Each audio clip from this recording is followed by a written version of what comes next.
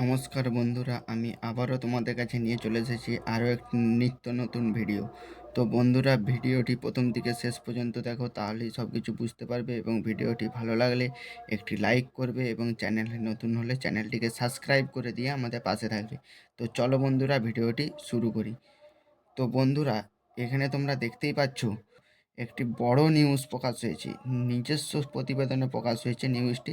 তো দেখো দেখো চাপে পড়ে গেল জিও, দুম করে একটি রিচার্জের প্ল্যানের ভ্যালিডিটি 14 দিন বাড়িয়ে দিল এয়ারটেল। তোমরা দেখতেই পাচ্ছ এখানে বলা হয়েছে। তারপরে কি বলা হয়েছে দেখো, নিজস্ব প্রতিবেদনে বলা হয়েছে, ভারতের টেলিকম বাজারে যে সকল টেলিকম সংস্থা নিজেদের ব্যবসা উপভোগ করেন গ্রাহকরা গ্রাহক সংখ্যা নিরীক্ষে এখন দেশের বৃহত্তম টেলিফোন সংস্থা জিও হলেও পদে পদে কিন্তু এয়ারটেল তাকে টক্কর দিচ্ছে।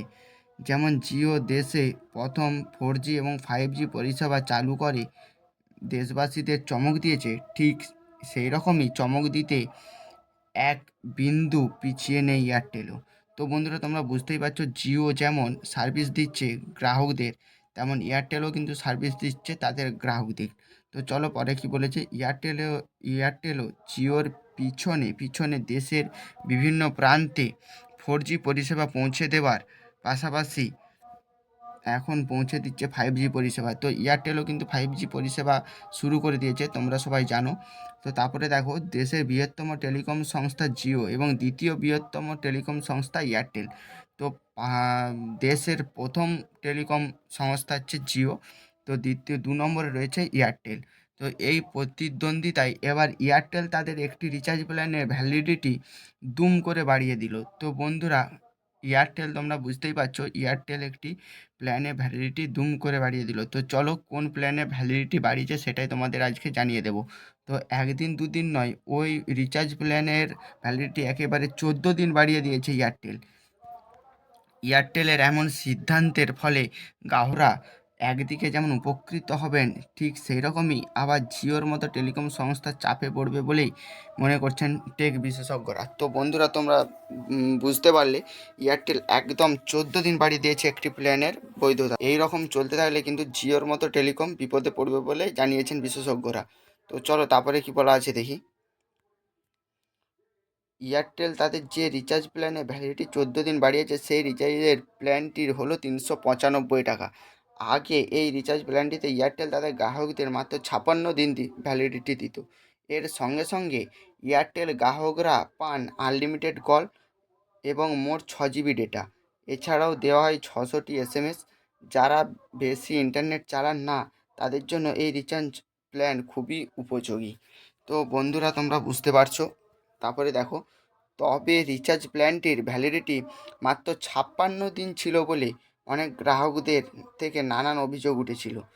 তা আর এর পরিপ্রেক্ষিতেই এবার এই রিচার্জ প্ল্যানটির ভ্যালিডিটি 14 দিন বাড়িয়ে দিয়েছে এবং 14 দিন বাড়িয়ে দিয়ে হয়েছে 70 দিন। তো বন্ধুরা, তোমরা বুঝতে পারলে যে যেই প্ল্যানটা 56 দিন ছিল, সেই প্ল্যানটা একদম 14 দিন বাড়িয়ে করে দিয়েছে কিন্তু 70 দিন। তারপরে চলো দেখে নিই, এয়ারটেলের মতো জিও এরকম একটি রিচার্জ প্ল্যান রয়েছে যার দাম 395 টাকা এবং সেই একই রকম সুবিধা দেওয়া হয়ে থাকে।